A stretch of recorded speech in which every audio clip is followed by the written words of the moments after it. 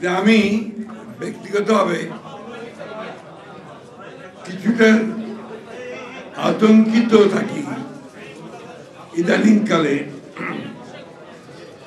প্রেসের সামনে কথা বলতে গিয়ে। কারণ হচ্ছে কোন প্রেস আমার কথাগুলোকে কিভাবে নেবে, তারপর সেটা কিভাবে তারা ছাপবে, অথবা সোশ্যাল মিডিয়ায় সেটাকে কিভাবে প্রেজেন্ট করবে, এটা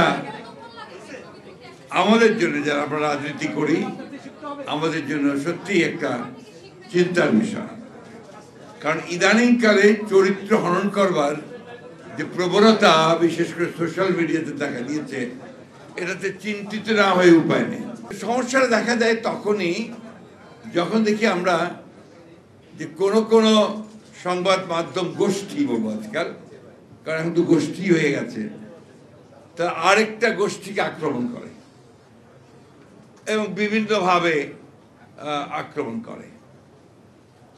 কোনো জায়গায় দেখা যায় যে কোনো রাজনৈতিক গোষ্ঠীও সেটার সঙ্গে যুক্ত হয় এবং বিভিন্ন রকম রাজনৈতিক কর্মসূচিও প্রদান করে। আমি জানি না যে একটা গণতান্ত্রিক সমাজে, একটা মুক্ত সমাজে এটা কতটুকু গণতন্ত্রকে শক্তিশালী করতে সাহায্য করে।